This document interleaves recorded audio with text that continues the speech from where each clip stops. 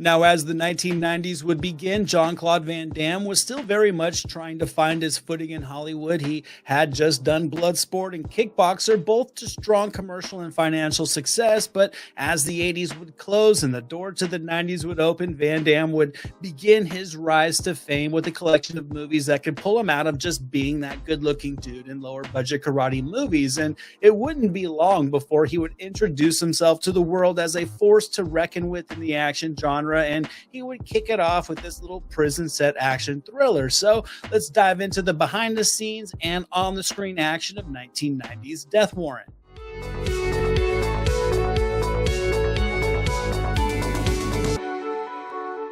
What's up out there, guys? I hope you are all feeling fantastic today. Thank you so much for stopping by the channel. If you are new here, welcome. I'm Anthony DeJoya, and this is Movies Never Say Die, your one-stop shop for 80s and 90s retro movie content. If you do enjoy this video, hit that like button. Consider subscribing if you want so you'll never miss a new video. And today we're diving into a little bit of a forgotten Van Damme flick. I also have a whole Van Damme playlist full of videos for you guys to check out later if you're interested. I'll leave it pinned in this video. Now, as I said, I think Death Warrant is a bit of a forgotten film on Van Damme's resume. What's the problem? Hey man, what you doing here? I'm busy. Scram. As I just said, he did star in Bloodsport and Kickboxer, a couple of traditional martial arts movies, and he also did Cyborg, a weirdly awesome cyberpunk meets martial arts mashup that would admittedly take audiences many years to come around to before it would claim its cult classic status, but 1990 would see the beginning of Van Damme's rise as a true action star as he would start to take on what I think were just more mainstream roles with much more traditional and relatable character types. But Van Damme did have another film at the time, Lionheart, a street fighting action flick, which would actually get a release in international theaters in late 1990 after getting screened at the Cannes Film Market. And while it was there, it would eventually be picked up by Universal, who would give the film a wide release in 1991. But he already had another movie completed at the time, and it would be Death Warrant, a by-the-book action thriller about a detective who goes undercover inside of a prison as an inmate to investigate a series of murders going on inside. Cannon Studios was the studio behind the production of Death Warrant. The script was written by David S. Goyer, who would go on to write films such as Blade and the Dark Knight trilogy, amongst many others. Goyer actually wrote this script while he was still a student at USC, and this would actually be his first writing credit. And young director Darren Sarafian, who only had a few films under his belt at the time, would be hired to direct. The original title for this film was supposed to be Dusted, and that's the name that it went as when principal photography would begin with a budget of just $6 million. The casting for Death Warrant would be relatively uneventful. Jean-Claude Van Damme would be cast in the lead after Bruce Willis would turn the role down due to scheduling conflicts with Die Hard 2. Van Damme also had stated in an interview that Steven Seagal was up for the lead in this one as well, but couldn't find any other reports to substantiate that, although I just don't see Seagal being as effective in this role as Van Damme or even as Bruce Willis would. As for the film's villain, the Sandman, he's played up perfectly by Patrick Kilpatrick, who I think delivers just a comically sadistic performance. Other known Hollywood heavy at the time, Peter Green, was also in the contention for this part, but I gotta say Kilpatrick, with his stature and his imposing features, was the better choice, despite Peter Green always delivering a great villain when called on. Bring me a dream, Burke. Bring me a dream. Other well-known actor Robert Guillaume of Benson fame plays a fellow inmate and eventual friend of Van Damme's Detective Burke, and I don't know, to me, I think he certainly delivers the film's best pure performance right there alongside the ever-scowling Art LaFleur, who just brings a ton of life into this role as the evil prison warden. I mean, you know, we've seen this character so many times over the years, but I mean, the menacing performance by LaFleur certainly is able to make this character his own. Is that a threat? No. It's a promise. And rounding out the focal characters as the leading female, or the only female in this movie, is Cynthia Gibbs. She's most known for her long-running role on Fame. She plays the liaison to Van Damme's character, really his only connection to the outside world outside of the prison. She's also Van Damme's #1 pick on the conjugal visit list. Her character is admittedly simplistically written, but I do think Gibb is very strong in the role, and overall, I think Death Warrant lands an effective cast from the main roles down to the smaller ones to kind of all serve the needs of this story very well. Production for Death Warrant would take place throughout different parts of Southern California. The abandoned Ambassador Hotel in LA was actually scheduled for demolition at the time. It was able to be used as the primary location for the prison.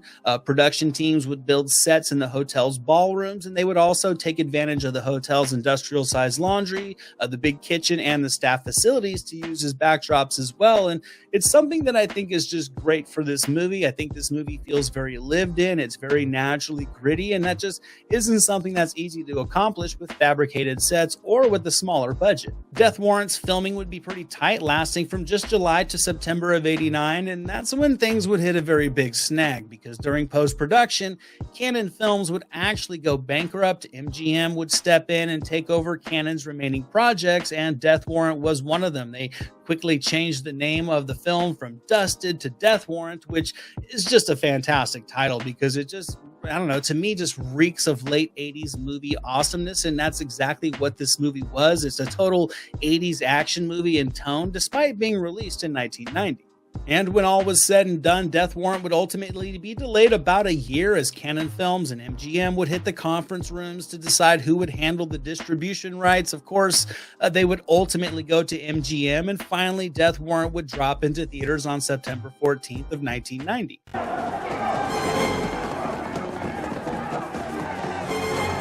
The film would land quietly in the #3 spot with a $5 million opening weekend. Postcards from the Edge opened the same weekend and just took the #1 spot, and Ghost in its 10th week would take the #2 spot, and Death Warrant would ultimately pull in $16.8 million in the States, and with international sales, it would bring Death Warrant's global total up to $46.7 million, which, to be honest, is not that bad for a film with just a $6 million budget.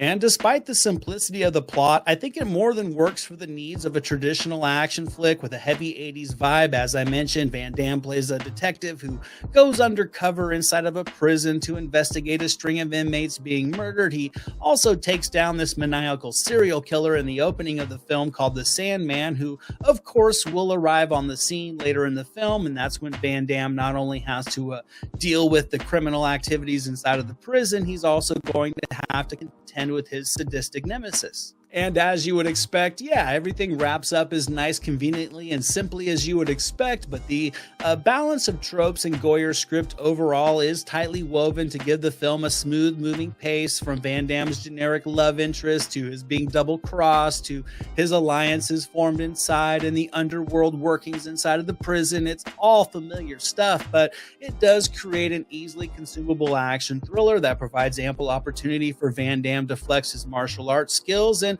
there's a gritty production design to this film that really makes you feel like you're inside of this dangerous prison with these characters, so that works very well for the film as well.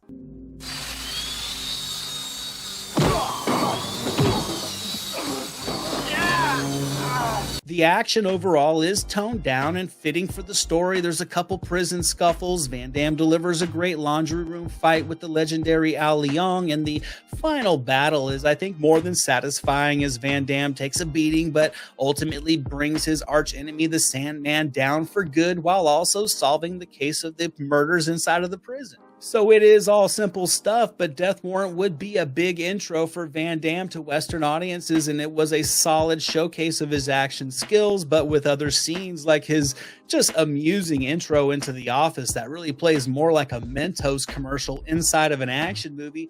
Van Damme would give some not so subtle hints of his true charisma, as well as his ability to ham it up on screen to hyper levels, and that's something that I definitely think would go on to assist him on his rise to the top of the action genre in the early to mid 90s, and you got to admit that this prison flick was a great boost for them.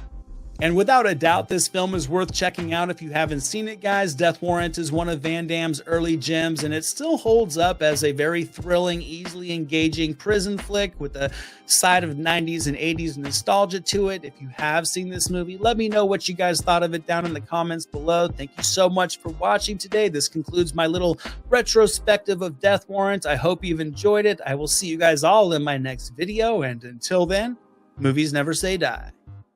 Jack Burton and the Pork Chop Express, and I'm talking to whoever's listening out there. Survive a war, you gotta become war. I suppose we have to register you as a lethal weapon. You trying to say Jesus Christ can't hit a curveball?